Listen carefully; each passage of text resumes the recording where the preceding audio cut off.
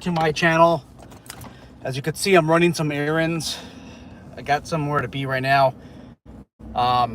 Today, family is sick. I guess it's flu season or something. Anyhow, I decided to make this quick video for everybody.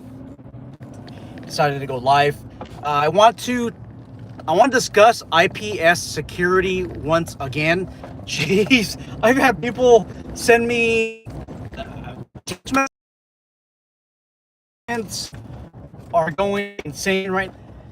And there's just a lot of information coming down, and I want to retouch the topic again. So yesterday or the day before, I did a YouTube live video where I talked about an incident that occurred in the San Francisco area, where an IPS security guard, domestic violence situation, pulled up on some type of, in the end, you could see him on camera using the dry stun technique on this person in the upper chest area, and then he pushes them or strikes them with the taser after that, and then he chases them down, and it looks like he gives them a couple of baton strikes. And we question these techniques. Is this something that was justifiable or not? And it kind of angered the private security community out there. I want to reiterate some topics, okay, in that video. I want to reiterate some issues. Guys, stop being the hero. Stop becoming the hero, or stop trying to be a hero in a domestic violence situation. When you're working at a post, a domestic violence situation is best resolved by law enforcement. You are not law enforcement. You cannot make the same mistakes as law enforcement. Let us be clear on that. If you make a mistake, so let's just say there's a possible felony being committed, you have probable cause or reasonable cause to believe that there's a felony committed, right? You can actually make a private person's arrest. That's not a problem. However, you cannot be wrong. Law enforcement can be wrong, and all they do is issue, in California, we call it an 849 subsection B certificate. You hand them this form that basically says, hey, you were arrested, but now we're not going to file a charge at this moment, and you're not arrested right now. We unarrested you, and you were just detained. Private security in almost all jurisdictions, you guys don't have that same legal authority. You can't just arrest somebody and then give them a detention certificate and then call it a detention. You can, though, under the merchant privilege rule, which the state of Oregon has. I think the state of Nevada has that rule, and the California. I'm pretty sure all the other states have some form of merchant privilege rules that allows you to detain if there is a theft situation that occurred from your client, right? Does that situation extend to the customers on the property? So if you got a lady that says, hey, my husband just stole my $100 bill from me, okay, and then can they contact you and then you reclaim that money from them? I mean, they can, I guess. They can ask you, but you don't fall under any type of merchant privilege exclusion. You're not exempt for anything, right? So what you're stuck with is being able to make a legal arrest based on a felony that's committed not in your presence. You can do that if there's reasonable cause, probable cause to believe that a crime happened and that individual that you are arresting is actually that person. The thing is, you have to be correct. Stay away from domestic violence situations. I told you guys that as a law enforcement officer, I had a security company that called law enforcement, the local law enforcement. I arrive and they have some dude detained in handcuffs on the ground, and they're off the company property. Like, this is something that they observed a couple of blocks away while they're going from one location to another. They detain the male, right? Later on, I do some talking. I do some listening. I do my investigation and determine that the primary aggressor, the person that is going to jail, was the female. So what did they do? They ended up making a false arrest, technically it's kidnapping. You're detaining somebody or you're placing somebody against their will and you're moving them from one location to another. At the very minimum, false imprisonment, very minimum, pushing it a little bit too far, maybe within the limits, kidnap, right? And this guy was able to use reasonable force, which was just involving him pushing away this lady that was attacking him, that was scratching him, that was biting him, that was landing punches. You are able to defend yourself, and they detained the wrong person, they arrested the wrong person, and they made a terrible decision. And I constantly see this in private security. What I saw with this company called IPS Security is so many other videos. They're all over YouTube, and I have some serious questions. And some people have mentioned, like, hey, the owner's gonna I think his name is it Aaron Jones? I don't know the owner.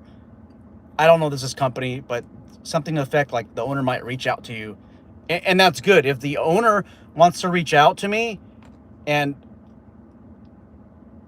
do a YouTube live video, breaking down the events and getting his perspective, I have no problem at all. You guys know I always give you guys a fair chance, but it will be YouTube live. It's not going to be a video where we're going to cut and edit stuff. It's YouTube live. Like, anything is open for YouTube live.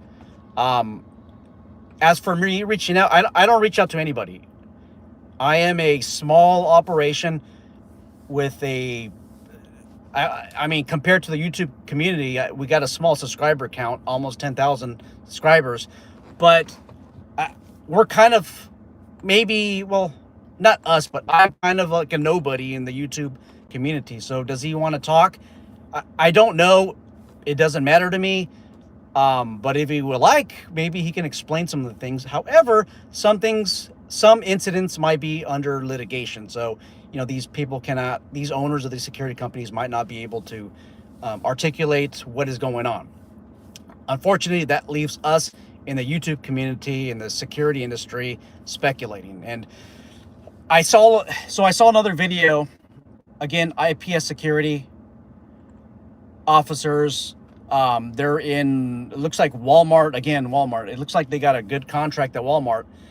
And this guy's recording them, right? And this security officer has his hands on his firearm, or near his firearm, and the guy filming him tells him, like, to knock it off. And then this IPS security guard tells him, hey, like, don't tell me how to do my job. He's obviously annoyed, and you see some type of push or shove situation, which is kind of hard to decipher whether he's pushing or shoving the camera or he's just making a gesture. I can't tell whether this is an assault or battery, right? But you do see a security officer who's really upset, and he goes to, there's like two other IPS security officers, and this YouTuber goes to them and basically explains the situation, and they ask this secondary security officer, the partner, hey, what's your name? And he says, we don't have names. What do you mean we don't got names, right? I just thought it was kind of strange. If you manage a security company, you manage operations, guys, be prepared for these questions. Now, obviously, this YouTuber, I don't think he knows rules, regulations, and he knows the laws, because he kept calling this IPS security officer a tyrant. Guys, a tyrant is reserved for people like me, or people that work in government, right? Call me a tyrant, even though I'm not, but you have to be the ultimate decider on that. The people have to be the ultimate decider whether I'm a tyrant or not. But call law enforcement, call them tyrants. Government officials can be identified as tyrants, but a security guard, a security officer is not a tyrant when they're working for private sector, right? That security officer has the same powers as that person, that YouTuber who's calling them a tyrant. So it really doesn't make any sense. And then he asked them for their names and their badge numbers. Well, guys, if you're in security in California, at least, You don't have to disclose your name and your badge number to the public. Now, if you are working under maybe a government contract, that might be a different issue. But you don't have to disclose that information. And this guy kept demanding that information. Me personally, if I'm working private security and this person is causing a scene on my contract property, I'm going to give them a trespass warning. And I'm going to probably contact management and let them know, hey, this person is recording inside a Walmart. It's making customers a little bit antsy to be recorded in Walmart, which is private property. And also, he's recording my partner just standing there and just recording him trying to elicit a violent response or maybe elicit some type of provocation where that person's going to lose his cool and then be featured on YouTube, and then Walmart's going to look bad. You guys know what I'm talking about. You can do all this, guys, on private property. Guys, you don't have to all the First Amendment or auditors out there. As long as, look, when you're on the private property, you don't have a legal right to record, especially inside the property. If you're recording from the outside, that's a different situation. But this YouTuber is inside a Walmart. Like, you got to follow their rules and regulations. Okay. And if you own a security company, you run a security company, go through some type, like, you have to run your guys through some de-escalation training. And I hate to use that word, that de-escalate word, but you have to. And train them on proper responses on how to address these First Amendment auditors. And this isn't really a First Amendment audit situation because it's on private property. But how do you respond to that? I don't think it looks really professional when you say, I have no names. Like, hey, what's your name? Oh, we don't have names. Okay, I get it. Maybe, look, you don't have to respond. You can say, I'm not going to respond to that, and I'm demanding that you leave property right now. This private property, I'm demanding that you leave right now. Okay? There's another situation, like a third or fourth situation for IPS Security. Again, YouTuber sees in...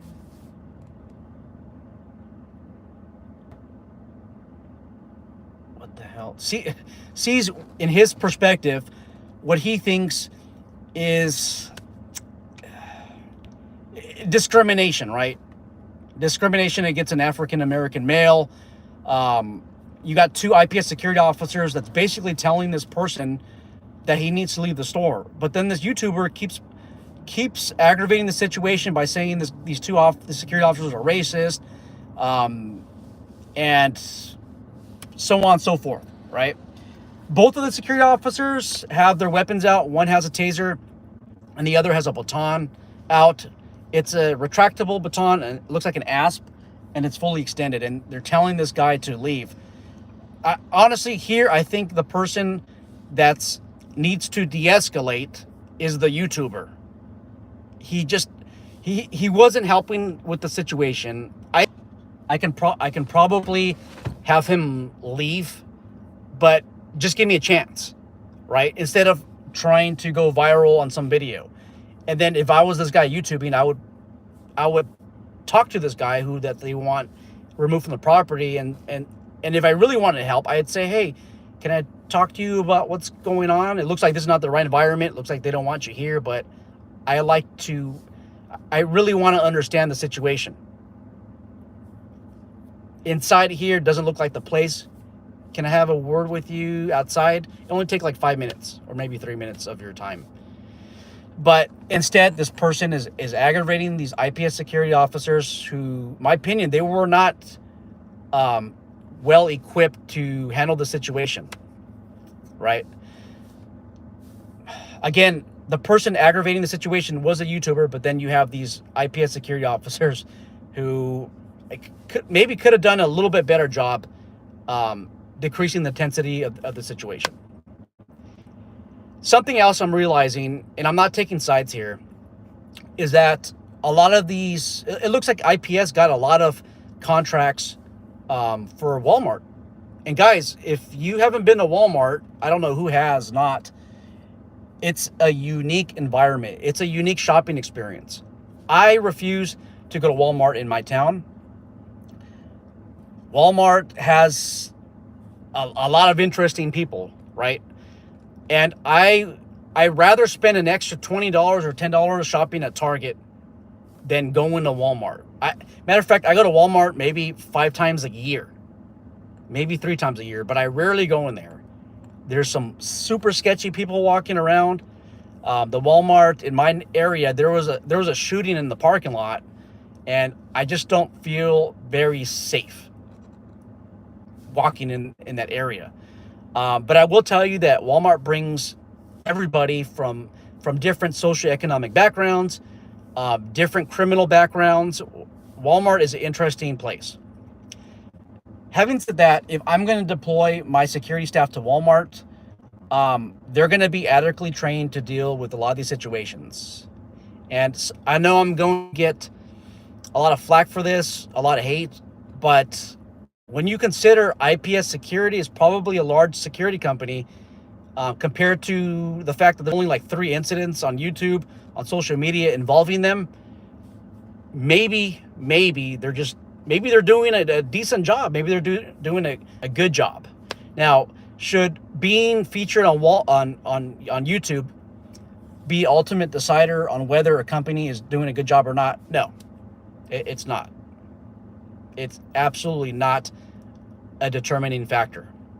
Okay, but if you're operating this security company, you have to be able to explain some of these situations, because it's not sitting well with a lot of people in private security. They feel like it's making them look bad. So as for me reaching out to the owner of the company, I don't reach out to any owners of any security companies. They usually reach out to me. It doesn't matter what security company you operate. I'm willing to go live where nothing could be edited with these owners of the security companies. IPS, it don't matter. I think that I'm fair when I conduct these interviews. You guys seen them. You guys seen them on your own. Okay. Now, if it's a litigating matter, a matter that's being. Oh, I'm back. Hey guys, if it's a matter that's currently being litigated, like maybe they don't want to go live. All right, Randy's here. Welcome, Randy. Professional Security Journals here. That's Mike. Russian guys here. Doug is here. Randy Nunez is working at IPS is electrifying, right? Security Guard Command is here. Thank you so much, Mike, from the Professional Security Journal, for moderating some of these comments. Hey guys, off topic. Want to hear some crazy stuff? So, I'm an Amazon affiliate marketer, so I do get some ad revenue for stuff that I sell, like my book I have on Amazon. But the crazy thing is, somebody ordered my book and lotion. my book and lotion. What the hell? Anyhow, I just wanted to share that with you. I was looking at my stats, and guys, I don't make a lot of money on Amazon affiliates. Like this month, I made $1.15, and then last month I made $6. Oh, all right. Security Guard Command says, I'm constantly dealing, or rather not dealing with domestic issues at the hospital. Call PD and wait for them. Thank you. Yeah, hey, if you're working at a hospital, domestic violence situations definitely occur at hospitals, right? And then you normally have usually the primary aggressor that's trying to control the conversations with the doctors and the nurses and the staff, and that's a whole topic of another story. Security Guard Command says, yep, people think that they can intimidate security officer by taking their name. That's all it's just an intimidation tactic. Guys, just give them your name, right? Give them a name so that they go away. Okay? Hey, hey, my name is John Smith, badge number 523. I'm not saying lie or not, but just give them some information so that they just go away. Now, I'm not talking about those of you who are public servant. You're a public servant. I'm almost sure that a lot of policies require you to give a name and badge number. Give it. Quit playing these games.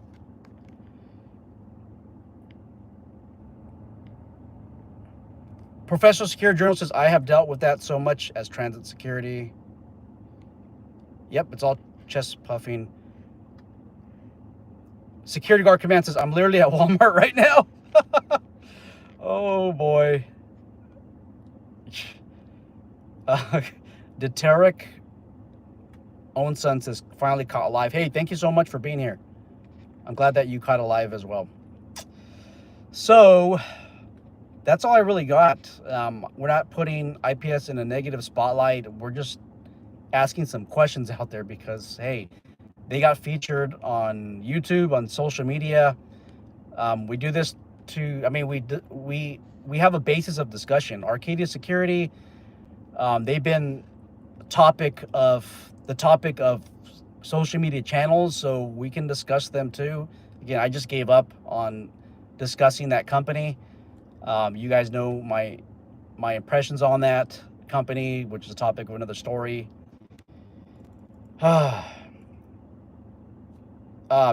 Deteric says, hi, I'm officer, last name, badge number, 1234. It's literally on your uniform anyway. Yeah, that's what I'm saying. Like, even for cops that are asked, what's your name and badge number? It's on, like, you're right.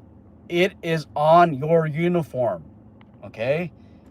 And I notice it helps to get people away from you. Hey, Sundal, badge number 518. Okay. Like, do you ever see these YouTube First Amendment auditors going past that? I mean, yeah, sometimes they do. But it's, guys, you're not a CIA contractor where it's like confidential information. I don't know. I don't know. But if you're First Amendment auditor, I'm going to be clear that you have no First Amendment rights on the most part on private property. Private security, if you work in these properties, know the limits of the law as well. Let's see. Mike says, don't get me started on Arcadia. Them and PFI out of Vegas. I'm not. I'm not. I want to get you guys started.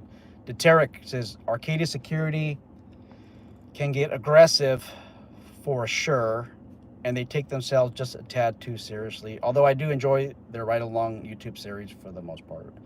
Yeah, they do watch this channel. They do look at the comments. And during that time, I discussed a video, or we did a video on them. I got a lot of people reaching out from Arcadia Security. A lot of people that made no sense. But I also got a lot of people that were longtime subscribers of the channel that work for them, that are loyal to them, and explain that they do appreciate the content and they are constantly improving, and that's what we want to hear. All right, guys, I'm out. Looking forward to the content, the dialogue. If you guys have any information out there, you guys want me to do videos on whatever it is you want me to do, reach me at my email address at ssundahl@crimebullet.com. I'm sorry, scratch that. It's SSU, like unicorn, NDAHL at crime, CRIMEBULLET.com, crimebullet.com. And that's all I got. All right, guys, take care.